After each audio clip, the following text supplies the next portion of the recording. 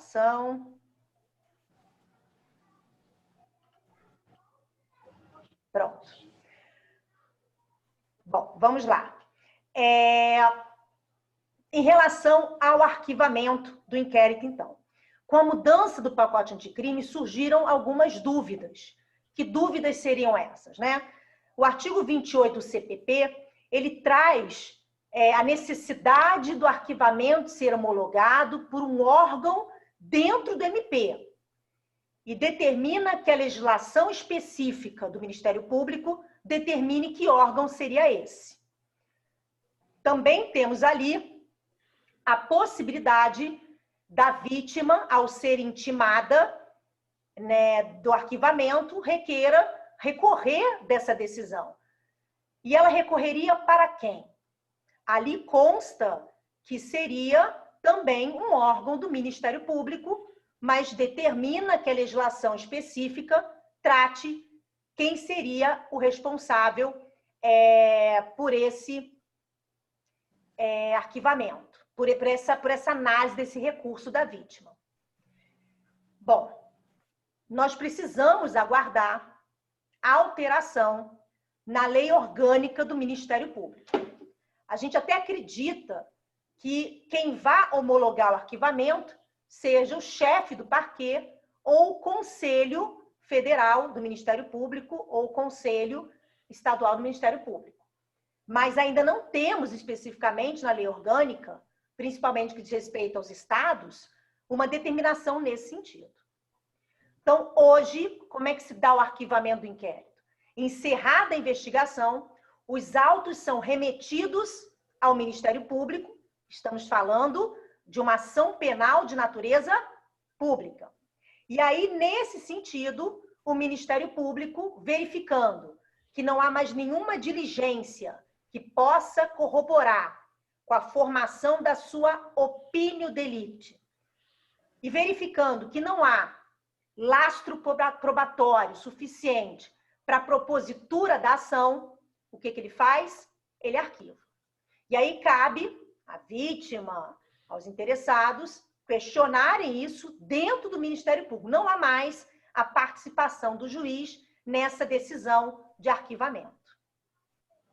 Bom, em relação ao ANPP, Acordo de Não Persecução Penal.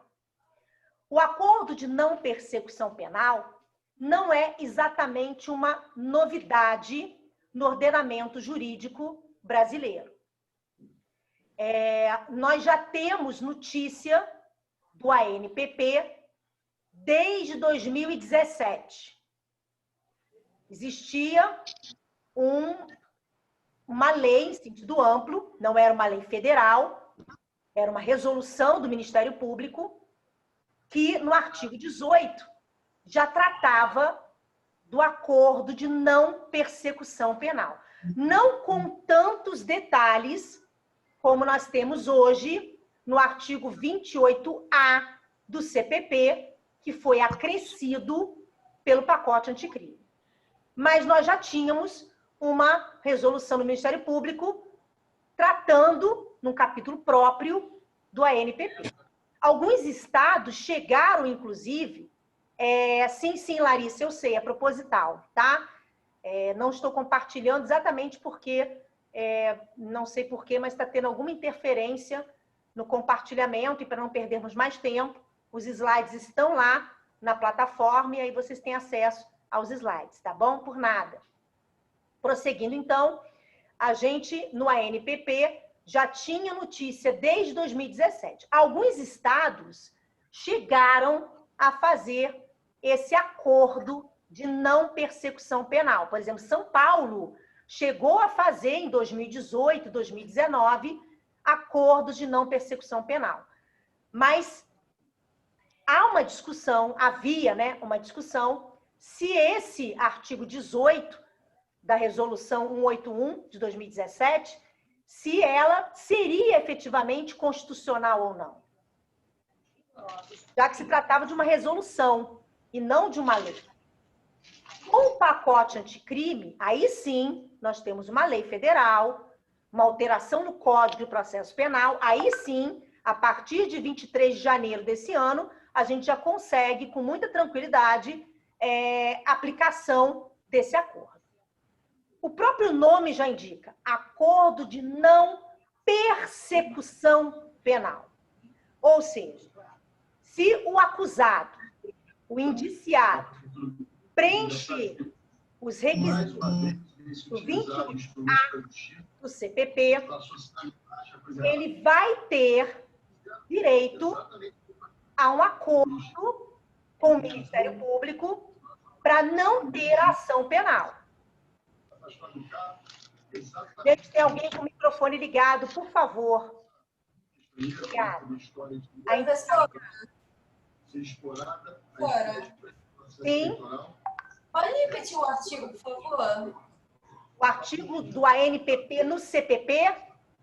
Isso. 28A. Artigo 28A maiúsculo. Você estava falando sobre preencher os requisitos desse artigo, correto? Isso. Tem um parágrafo no 28A que diz quais são os requisitos para o acordo de não persecução penal. Foi? Foi, professora. Obrigada. Maravilha, por nada. Então, prosseguindo. Nesse parágrafo do artigo 28A, que vocês vão encontrar ali os requisitos que a lei exige para o acordo, vocês vão verificar que há uma semelhança, com alguns detalhes, obviamente, com a transação penal. Então, vamos lá. Em 1995, veio a Lei 9.099, que tratou dos juizados especiais cíveis e dos juizados especiais criminais. Lei 9.099 de 95. Lá no artigo 76 dessa lei, você encontra um instituto chamado transação penal. O que é a transação penal? Nada mais é do que um acordo entre o Ministério Público e o acusado para não ter a denúncia, para não ter a persecução penal. Só que a transação penal, que é vigente desde 1995, só é possível para infrações de menor ou de pequeno potencial ofensivo. Então, a transação penal, artigo 76 da Lei 9.099 de 95, ela só é possível para infrações de pequeno ou de menor potencial ofensivo, que são todas as contravenções penais e os crimes cuja pena máxima não ultrapasse 2 anos. Agora, em 2020, com a entrada do pacote anticrime no dia 23 de janeiro, a gente tem o acordo de não persecução penal, artigo 28A do CPP. A ideia é praticamente a mesma da transação, evitar a ação penal. Só que o ANPP, ele traz essa possibilidade para crimes de médio potencial ofensivo. Então, a gente vai continuar utilizando a transação penal lá no GCRIM para as infrações de pequeno ou de menor potencial ofensivo. E o ANPP, o Acordo de Não Persecução Penal, a gente vai utilizar para infrações de médio potencial ofensivo. Agora, os requisitos do ANPP são mais severos do que os requisitos para transação penal. Por exemplo, o ANPP exige que o condenado confesse a infração.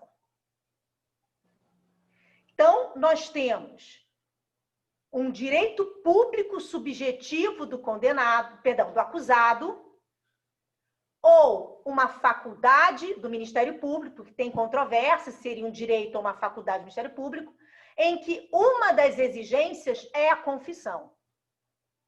Aí olha você que interessante. O indiciado, o acusado, se ele confessar, dependendo dos outros requisitos que o 28A exige, ele poderá ou ele deverá ter o acordo de não persecução penal. Até que ponto é interessante a confissão? E mais, até que ponto uma lei pode exigir para concessão de um acordo com o Ministério Público a confissão? Então, a gente já está tendo aí um burburinho doutrinário quanto à constitucionalidade dessa exigência do indiciado confessar para poder fazer jus ao ANPP. E mais, eu vou além. Na prática, o sujeito confessa, preenche todos os requisitos do acordo de não persecução penal. Mas o Ministério Público entende que é uma faculdade dele. Ou seja, ele faz se ele quiser, ele propõe se ele quiser, porque ele é obrigado a oferecer denúncia. Ele não é obrigado a fazer acordo. É a mesma discussão que a gente tem na transação penal, só que a transação penal não exige a confissão. Aí o cara vai lá, confessa, e o MP não faz o acordo porque entende que é uma faculdade do Ministério Público e que, portanto, ele pode não fazer. Então, existe uma discussão que já existe na transação penal se o ANPP é um direito público subjetivo do acusado ou uma faculdade do Ministério Público. A gente vai ter que aguardar mais um tempo para ver qual que vai prevalecer. Porque em relação à transação penal, o que vem prevalecendo é que é uma faculdade do Ministério Público, que mesmo o acusado preenchendo os requisitos do artigo 76 da 9.099 de 95, o Ministério Público não estaria obrigado a transacionar lá no GCRIM. Então, se a gente seguir essa mesma linha de entendimento da transação penal para o ANPP, vai prevalecer, eu não estou dizendo que já prevaleceu, é tudo muito novo. A gente tem aí, no máximo, 8 meses de vigência do pacote anticrime, fora a pandemia que impossibilitou que a gente tivesse jurisprudências nesse sentido. Mas se a gente seguir, se a doutrina seguir o mesmo entendimento majoritário da transação penal, o ANPP também vai ser visto como uma faculdade do Ministério Público. E aí o sujeito confessou e não teve o ANPP. Olha que situação.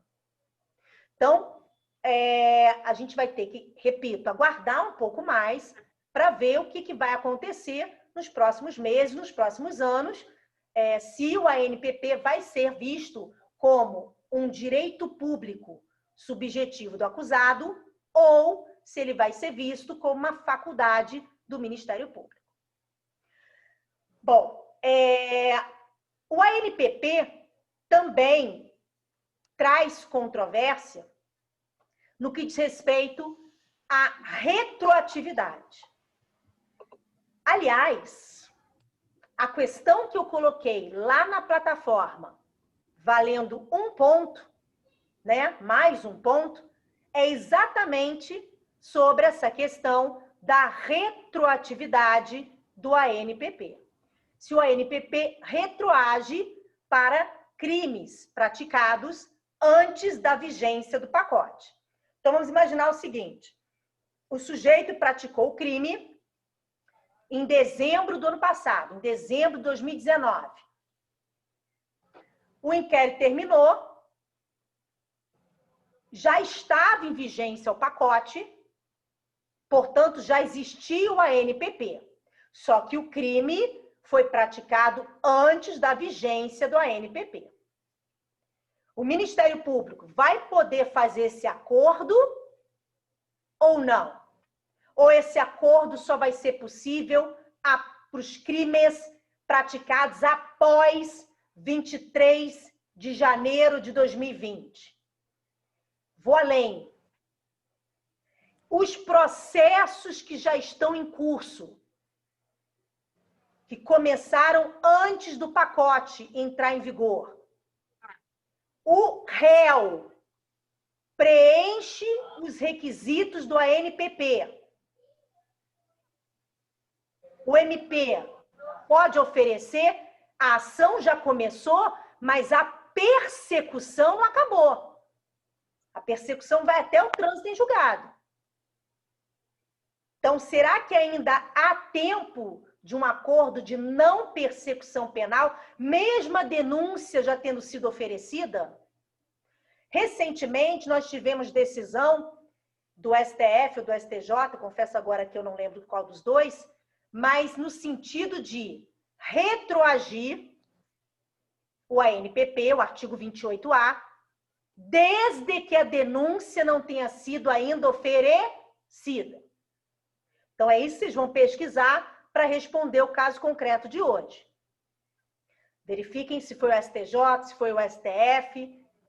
Agora, o que o Tribunal Superior está dizendo? Que o artigo 28A retroage para beneficiar, mas impôs um limite a essa retroatividade. Só se a denúncia não tiver sido ainda oferecida.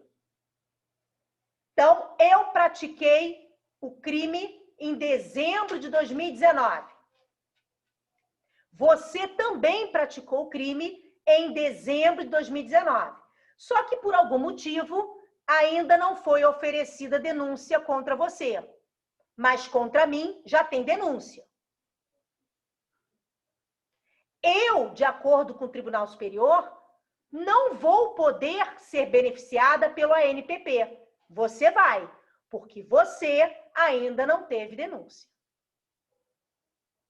Então, olha o que aconteceu. Ou a lei retroage, ou ela não retroage, gente. Retroage parcialmente, o tribunal criou uma retroatividade parcial. Se o artigo 28A é uma norma híbrida, e toda norma híbrida, ou seja, tanto penal quanto processual, aplica-se os princípios da lei penal no tempo, então ela vai retroagir independentemente da denúncia ter sido ou não oferecida. Basta que ainda não tenha o trânsito em julgado, ou pelo menos que não tenha sentença. Se a ação penal ainda está em curso, por que não oferecer o ANPP? Mesmo que a denúncia tenha sido oferecida. Então, para responder o caso concreto que está lá na plataforma, vocês vão analisar essa discussão. Se o ANPP se aplica ou não a crimes praticados antes da vigência do 28A, que foi incluído pelo pacote anticrime no dia 23 de janeiro de 2020. Certo?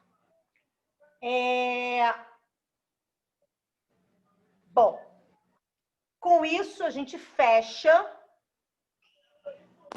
o que a gente tem para falar do ANPP, tendo em vista que, repito, apesar de não ser um instituto exatamente novo, mas ele só pôde ser efetivamente aplicado a partir desse ano. Mesmo já existindo aquela resolução lá do MP, que era inconstitucional, não tem a menor dúvida disso, a gente só pode efetivamente tratar do ANPP a partir de janeiro desse ano. Certo? Bom, e aí a gente fecha inquérito policial. Vamos agora começar a falar sobre ação penal. E aí o que a gente vai conversar a partir de agora muito do que eu vou dizer para vocês já viram em penal. Ação penal é um tema híbrido, é um tema misto. Você estuda em penal, lá no artigo 100, 101, 102 e 103 do Código Penal, mas você também tem que estudar em processo penal. Então, algumas coisas que a gente vai conversar aqui, possivelmente vocês já conversaram em Penal 2, quando viram o artigo 100, 101, 102 e 103 do Código Penal. Outros pontos serão novidade para vocês. Então, nós temos, no processo penal brasileiro, 2 tipos de ação penal. A ação penal pública e a ação penal privada. A ação penal pública, ela é de iniciativa do Ministério Público. O artigo 129, inciso 1 da Constituição de 88, preconiza que compete privativamente ao Ministério Público a ação penal. Agora, pode ser que a lei exija alguma condição especial para a ação penal pública. A ação penal pública, que é de iniciativa do MP, começa com o oferecimento da denúncia. A denúncia é a petição inicial, é a peça acusatória da ação penal de natureza pública. Então, muito cuidado, porque quando você vai numa delegacia, você não faz uma denúncia. Denúncia é um termo técnico que se refere à petição inicial, à peça acusatória da ação penal de natureza pública. Somente o Ministério Público oferece denúncia. E a denúncia vai para o juiz para dar início à ação penal. Então, não tem nada a ver com delegacia. Não existe denúncia em delegacia. Para intentar a ação penal, nós temos a exigência de algumas condições, que são chamadas condições genéricas, que possivelmente vocês já viram em processo civil. Legitimidade, possibilidade jurídica do pedido, interesse de agir. Só que no processo penal ainda temos uma 4ª condição genérica, que é a justa causa. E o que é a justa causa? Indícios de autoria e materialidade. O artigo 395 do CPP, repetindo, artigo 395 do CPP, traz essas condições genéricas, inclusive a justa causa. Então, no processo penal, a gente tem 4 condições genéricas: legitimidade, a de causa ativa e passiva, interesse de agir, possibilidade jurídica do pedido e a justa causa. Essas condições, como eu disse, são genéricas para qualquer tipo de ação, seja pública ou privada. Só que, além dessas condições, pode ser que a lei penal exija condições especiais. Por exemplo, parágrafo 2º e parágrafo 3º do artigo 7º do Código Penal. Repetindo, parágrafos 2º e 3º do artigo 7º do Código Penal. Ali você vai encontrar condições específicas, condições especiais para a ação penal. Também temos como condições especiais quando a lei penal exige representação do ofendido ou quando a lei penal exige requisição do ministro da Justiça. Então, olha só, quando a lei penal exige representação do ofendido ou requisição do ministro da Justiça, a gente tem uma ação penal pública condicionada. Então, repito, se a lei penal exigir para o exercício da ação representação do ofendido ou requisição do ministro da Justiça, a gente vai ter o que a gente chama de ação penal pública condicionada. Se a lei penal não exigir nenhuma dessas duas condições especiais, aí nós temos uma ação penal pública incondicionada. Então, a regra no ordenamento jurídico penal e processual penal brasileiro é que a ação penal é pública incondicionada. Agora, se a lei penal exigir representação do ofendido, requisição do ministro da Justiça, nós vamos ter a ação penal pública condicionada. E aí, o que significa isso? Que o Ministério Público é o detentor da ação. Que a ação só se inicia por denúncia do MP. Entretanto, além das condições genéricas, ele vai ter que demonstrar essa condição especial.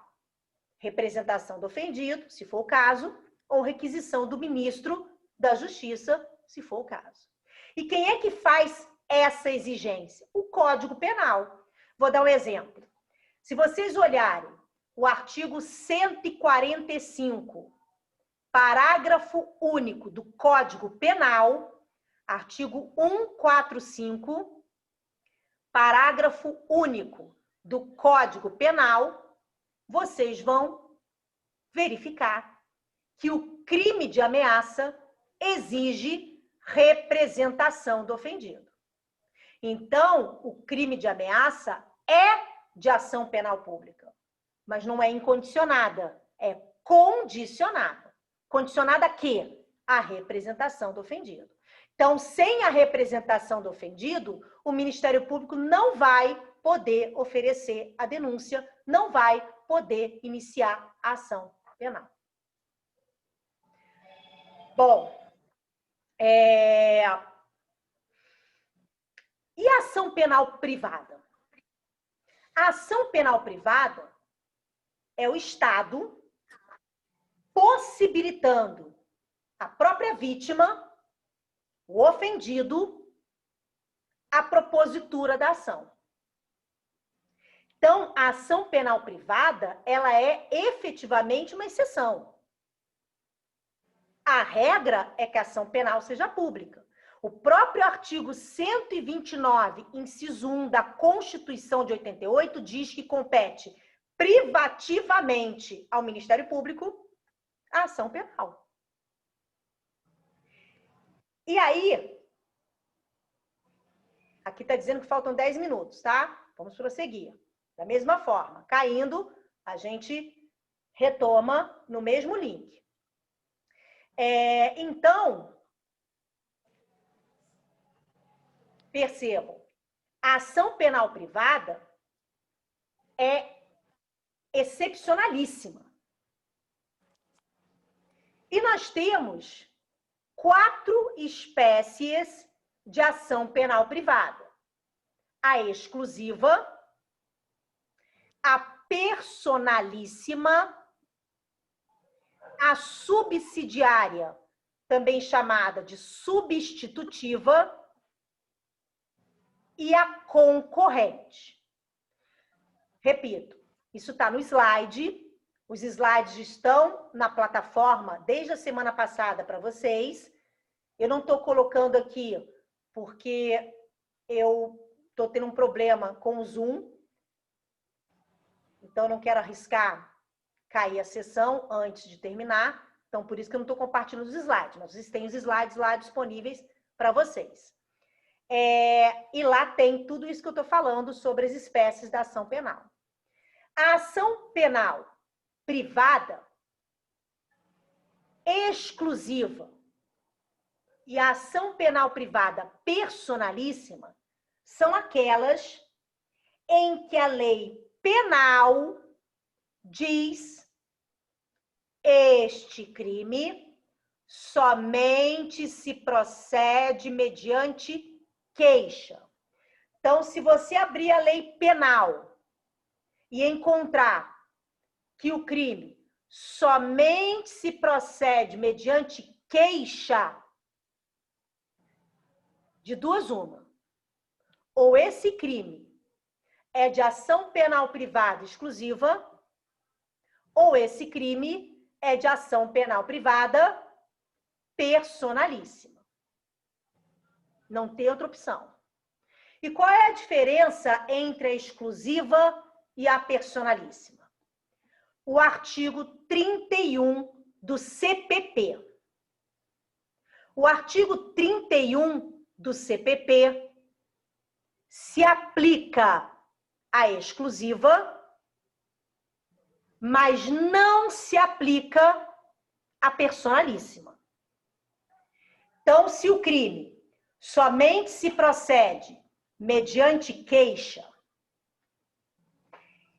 e o ofendido morre ou é declarado ausente por decisão judicial, se a ação penal privada for exclusiva, o cônjuge pode iniciar ou prosseguir na ação. Se não tiver cônjuge, aí o ascendente. Se não tiver ascendente, os descendentes. Se não tiver descendentes, os irmãos. É o que a gente chama de CADI. C-A-D-I. CADI. Cônjuge, ascendente, descendente, irmão. Nesta ordem. Agora, se o crime é de ação penal privada personalíssima, aí não tem como. O próprio nome já diz, é personalíssimo. Só o ofendido poderia. Se o ofendido morre ou é declarado ausente por decisão judicial, acabou. Ninguém pode iniciar ou prosseguir na ação. Acabou. Morre o assunto. Bom, hoje nós só temos um crime que somente se procede mediante queixa, que é de ação penal privada personalíssima. Que crime é esse? Artigo 236 do Código Penal.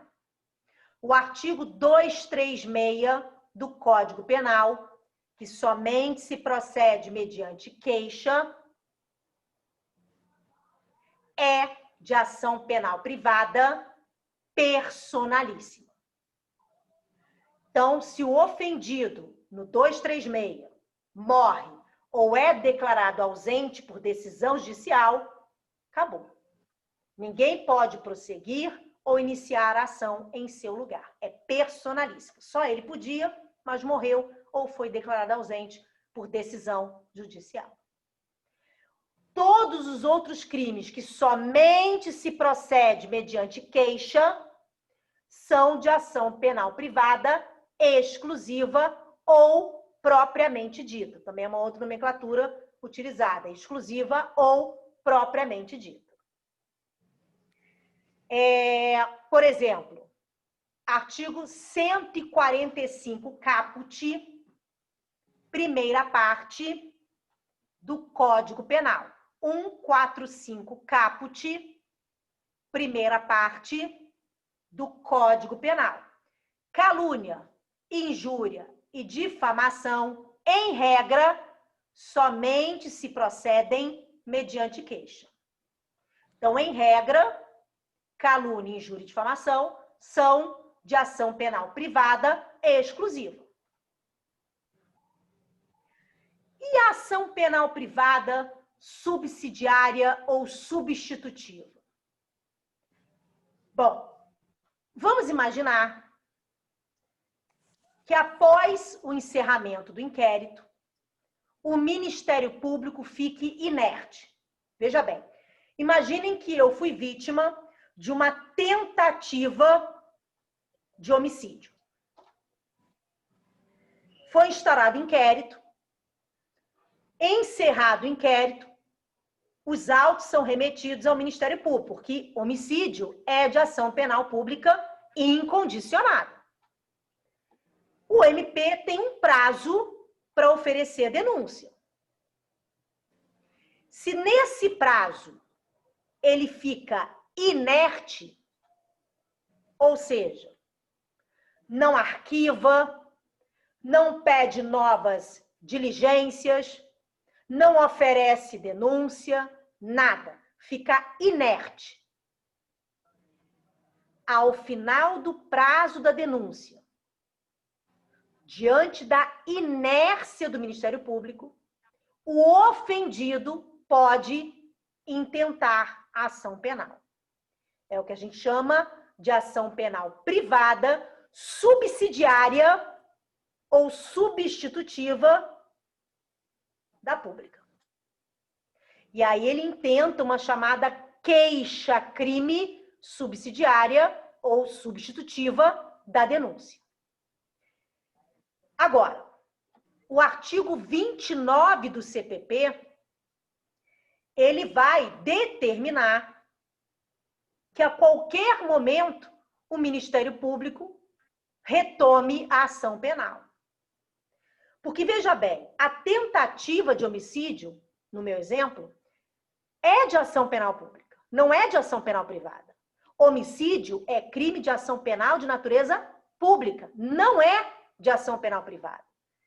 O ofendido só pode impetrar a queixa-crime por causa da inércia do MP no prazo da denúncia. Mas isso não altera a natureza do homicídio, que continua sendo crime de ação penal pública. Por isso, o artigo 29 diz, MP, você pode repudiar a queixa, oferecer denúncia, você pode aditar a queixa, você pode a qualquer tempo retomar a ação penal, porque ela é sua.